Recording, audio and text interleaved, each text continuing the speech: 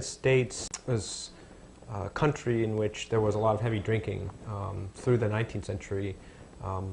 Probably by 1830, we had sort of the highest levels of drinking ever in the nation's history, and probably comparatively around the world. There were many people who were part of the temperance movement who wanted prohibition because they wanted to stop all drinking. They wanted no alcohol being manufactured, no alcohol being distributed, no alcohol being consumed. They're sort of the core of the drives. And after Prohibition, or even before Prohibition, there were states that had passed laws that prohibited all these things.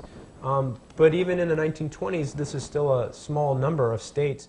Again, the Volstead Act and the Prohibition Amendment allow the purchase as well as personal, essentially you could make your own alcoholic beverages by purchasing the tools that you needed, and the consumption. The consumption of alcohol was not criminalized.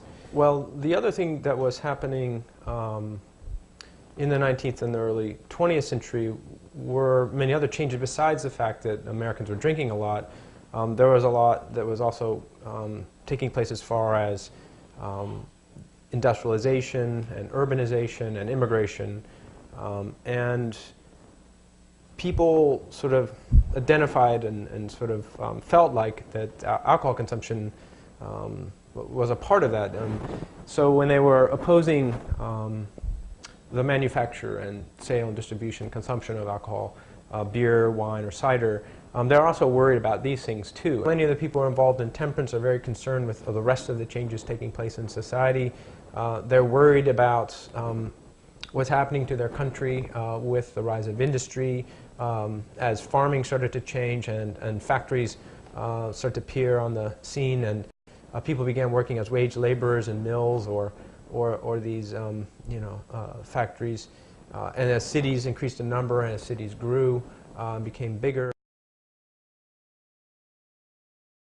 a lot of people started to drink in their homes, and that's where women are, and women actually began to drink more than they had before, and they began to drink as part of social occasion. And you could still purchase alcoholic beverages and consume them in your home. The amendment did not prohibit that. The amendment did not make it illegal to do that. The Volstead Act didn't make it illegal to do that.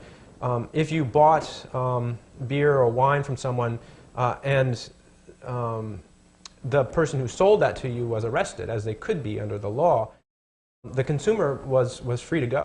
You could buy it and not have any fear that you would get in trouble if they were caught, and then you take it home and you have a cocktail party. And this is the beginning or the origins of people drinking cocktails at home, because that's where you had to drink. You couldn't drink in saloons or bars anymore.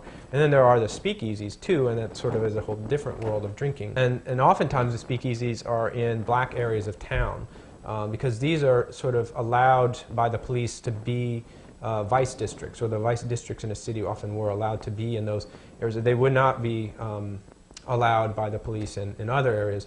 So there's prostitution, there's gambling, and then there's this illegal drinking. And so whites are coming into Harlem.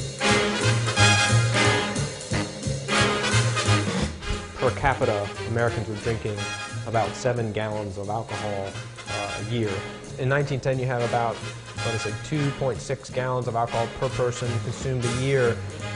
At the end of 1920s, in 1930, that had been brought down to about 0.3%. So there was definitely an impact made on the amount of alcohol consumed, but not a lot. It's not like the difference between 1830 and 1910. After Prohibition, then it goes up again through the rest of the 20th century. Many of the people who were considered the wets, the ones who were opposed to Prohibition, pointed out, actually rightly, that when Prohibition was put into practice, which was about stopping the manufacture and commercial manufacture and distribution of alcohol, then that made it a more precious commodity, and that provided an opportunity for organized crime. But there was organized crime before this. It was just that now it's worth more and it's more lucrative, and so organized crime moved into this industry, or sort of made an industry out of it. Prohibition ended with the election of Franklin Delano Roosevelt to the White House in 1932. Happy days are here again.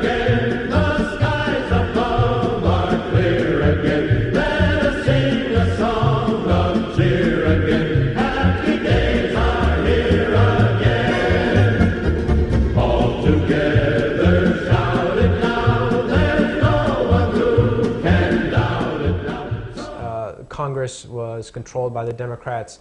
And by that point, the Democrats were getting more and more of their votes from an urban ethnic base, the very people who were at the other end of the suspicions of many native-born rural dwellers.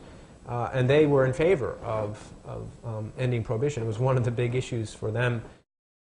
I think it was also just sort of a way to kind of get some easy votes for Roosevelt. It's pretty much, I think, a consensus amongst historians as well as policymakers who studied Prohibition that Prohibition was a failure, in the sense that too many people didn't want it to happen and were ready to see it end.